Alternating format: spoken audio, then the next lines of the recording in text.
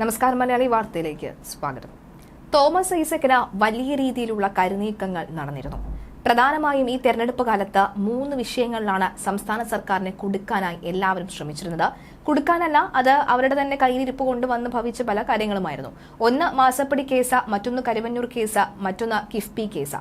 കിഫ്ബിയിൽ ഏറ്റവും കൂടുതൽ നിർണായകമായത് സ്ഥാനാർത്ഥി കൂടിയായ തോമസ് ഐസക് തന്നെ അതിൽ പ്രധാന ഒരു ഇരയായി മാറുന്നു, അല്ലെങ്കിൽ പ്രധാന വ്യക്തിയായി അതിൽ മാറുന്നു എന്നുള്ളതാണ്. അത് തന്നെയാണ് ഹൈക്കോടതി ഇപ്പോൾ എടുത്തു പറഞ്ഞിരിക്കുന്നത്. ഇഡിക്ക് കൃത്യമായ മറുപടി നൽകിയിരിക്കുകയാണ് ഹൈക്കോടതി. ഹൈക്കോടതിയുടെ ഈ മറുപടി തോമസ് ഐസക്കിന്റെ രക്ഷകനായി ഹൈക്കോടതിയെ മാറ്റിയിരിക്കുകയാണ് എന്ന് വേണമെങ്കിൽ പറയാം. കിഫ്ബി മസാല ബോണ്ടുമായി ബന്ധപ്പെട്ട് ഇഡിയുടെ സമൻസിൽ തോമസ് ഐസക്കിനെ ഇപ്പോൾ ചോദ്യം ചെയ്യേണ്ടതില്ല എന്നാണ് ഹൈക്കോടതി പറയുന്നത്. ചോദ്യം ചെയ്യാൻ തെരഞ്ഞെടുപ്പ് കഴിയട്ടെ എന്നതും കോടതി ഇഡിയോട് നിർദ്ദേശിക്കുകയായിരുന്നു. തോമസ് ഐസക് ലോക്സഭാ തെരഞ്ഞെടുപ്പിൽ സ്ഥാനാർത്ഥി കൂടിയാണ്. തെരഞ്ഞെടുപ്പ് കഴിഞ്ഞ ഇഡിക്ക് വിശാലമായി തന്നെ അന്വേഷിക്കാമെന്നും ജസ്റ്റിസ് ടി.ആർ. രവി വ്യക്തമാക്കുകയായിരുന്നു. ഇഡിക്ക് മുന്നിൽ ഹാജരാകാൻ ബാധ്യതയില്ല എന്നാണ് തോമസ് ഐസക്കിന്റെ വാദമെന്ന് ചൂണ്ടിക്കാട്ടി കോടതി ചില ഇടപാടുകൾക്ക് വിശദീകരണം വേണമെന്നും വ്യക്തമാക്കിയിരുന്നു. അതിൽ തെരഞ്ഞെടുപ്പിന് ശേഷം വ്യക്തത വരുത്താമെന്ന് കോടതി നിർദ്ദേശിച്ചിരുന്നു. തോമസ് ഐസക് സൗകര്യം അറിയിക്കട്ടെ എന്നായിരുന്നു ഇഡി അഭിഭാഷകൻ കോടതിയിൽ സ്വീകരിച്ച നിലപാട്. ഹർജി മെയ് 20-ന് പരിഗണിക്കാനാണ് മാറ്റിയത്.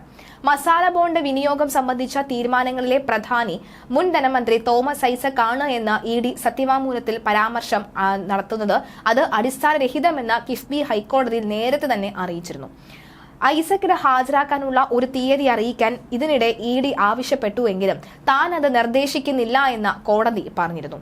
താൻ അപ്രകാരം പറഞ്ഞാൽ അത് ഐസക്കിനെ നിർബന്ധിക്കുന്നതിന് തുല്യമാകുമെന്നും ഇഡി സമർപ്പിച്ച ഫയലുകളിലൂടെ താൻ കടന്നുപോയി എന്നും അന്വേഷണം നടത്തുന്നതിനാൽ അതിലെ വിശദാംശങ്ങൾ വെളിപ്പെടുത്തുന്നില്ല എന്നും കോടതി വ്യക്തമാക്കിയിരുന്നു. കിഫ്ബി മസാല ബോണ്ട് വഴിയുള്ള ഫണ്ട് ചെലവഴിച്ചതിൽ പ്രഥമ ദൃഷ്ട്യാ എങ്കിലും ക്രമക്കേട് കണ്ടെത്തിയിട്ടുണ്ടെങ്കിൽ അത് ബോധ്യപ്പെടുത്താൻ ഇഡിക്ക് ഹൈക്കോടതി നേരത്തെ നിർദ്ദേശം നൽകിയിരുന്നു. തുടർന്നാണ് ഇഡി ഇത് സംബന്ധിച്ച വിവരങ്ങൾ കോടതിയിൽ സമർപ്പിച്ചത്.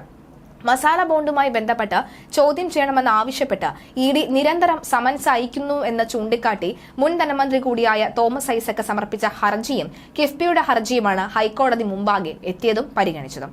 താൻ ഇഡിക്ക് മുമ്പാകെ ഹാജരാകില്ല എന്ന്, താൻ കിഫ്ബി പദവിയിൽ ഇരുന്നത് ധനമന്ത്രി എന്ന നിലയിലാണ് എന്നുമാണ് തോമസ് ഐസക് വാദിക്കുന്നത്.